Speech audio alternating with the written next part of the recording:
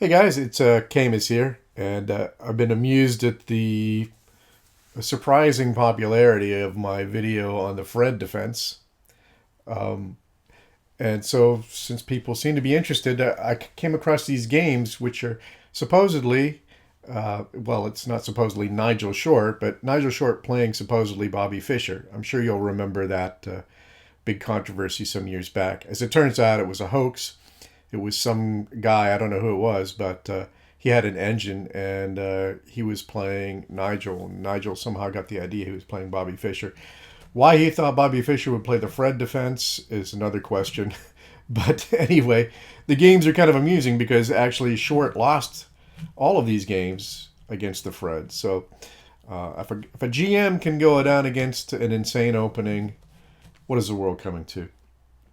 All right, so in the first of these games we'll look at, Nigel played his customary e4 and f6, the Fred, d4. And now this move I haven't seen before. This would be the fake Fischer variation of the Fred defense, c6. The purpose of this move will become clear in a minute. It's not a normal kind of purposeful move, but let's see what happens. Okay, Nigel plays knight c3, and now king f7. And now Nigel plays f4 here. It's interesting that he doesn't play h5, which would have occurred to a lot of players with the idea of softening up the black king side. But Nigel doesn't even consider the move, although white would still hold the advantage. So anyway, we can learn from the GMs. And now fake Bobby Fischer plays the ever more insane king to e6. Now here Rybka likes bishop to c4 and gives the position as being up 3 or 4 pawns, I believe. And why wouldn't it? Nigel's move is okay. He plays f5 check. And that seems very natural. Of course, bishop c4, you would think, would also be the first choice of many players because it develops a piece with check. Anyway, so Bobby Fischer plays king to d6. It's actually guest 71 here. We'll call him guest 71 since it's definitely not Bobby Fischer. Bishop to f4, natural move. Now the only move here for black, king e5. D takes e5. King to c7. Okay, now it's funny, if this guy was playing an engine, why an engine would allow this, because apparently it's now mate and 8, according to Rybka. Why wouldn't an engine see this? On the other hand, it's a difficult to find mate, especially in a blitz game. It involves a queen sacrifice. Queen to d6 check. Bishop d6. E takes d6, king to b6. These are all forced moves. b4, that move would be hard to see in your pre-move calculations before sacrificing the queen. a6, bishop to e3 check, c5, bishop takes, king to c6, only move, bishop to c4, another difficult move to see several moves out. Knight to e7, only defense. Bishop to d5, knight to d5, e takes d5, and that's checkmate. So we can forgive Nigel for not seeing this. I believe it was a 3-1 time limit. So anyway, in the game, instead of playing queen to d6, after king to c7, he played e takes f6 check. And he's still winning, so we can't fault him too much for this. He just didn't see the mate. d6, f takes g7, bishop takes g7, knight to f3, queen to e7, bishop to d3. Actually, Rybka prefers queen to d3, bishop takes f5, exploiting the pin, and castles queenside. and Rybka believes that white has an overwhelming advantage. In the game, instead, after queen e7, he played bishop to d3, which is also still good. White is still clearly winning here, but not quite as strongly as in the Rybka line. So bishop takes f5. It's I'm sure Nigel saw this move, but he wanted to get castled, so he was willing to give up a pawn.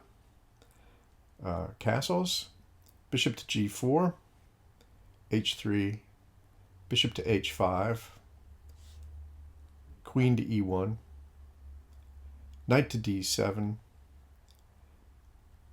queen to g3, bishop to f6, rook a to e1. And I wonder if Nigel missed something here, because even as a lowly B player that I am, I would think that something like bishop takes f3 followed by bishop to h4 would cause some problems. So, but anyway, after rook a to e1, black played knight to e5. White's still better, but his advantage is dwindling with every move here.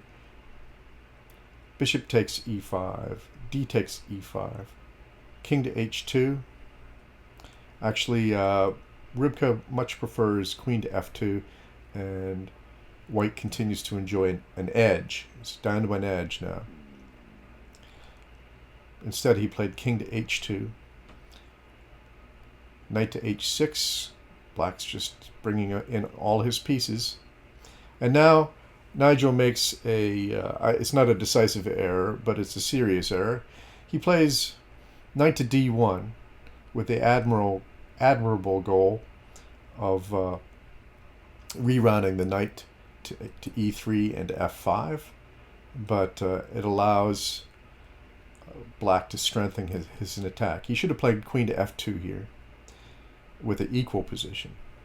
Instead, he plays, as I said, knight to d1, rook a to f8, and all black's pieces are aiming at the white king side. Knight to e3.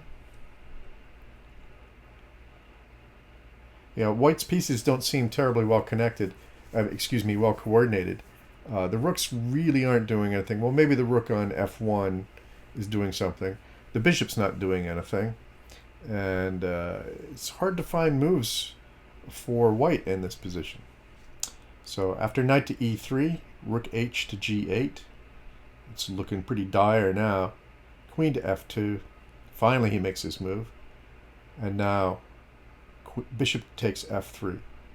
Now, to me, the natural move would be to play g takes f3, because I didn't like the look of the rook and the queen being on the same file.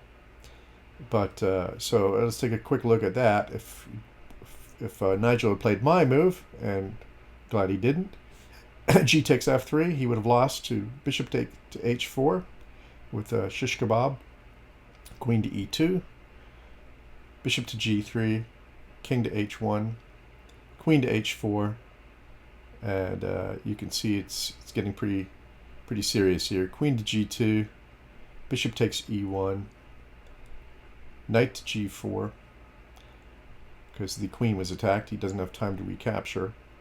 Not that he would anyway on e1, but knight takes g4, f takes g4, rook f1 check, queen f1, forced, bishop to f2, interesting move, king to g2, rook to f8, bishop to c4. I'm not sure what that move does. Apparently, really, white doesn't have any moves, so queen to g3 check, king to h1, bishop to e3, and this is going to be a forced mate in 7. We don't need to go through it. I think you can well imagine that white is going to go down the toilet here.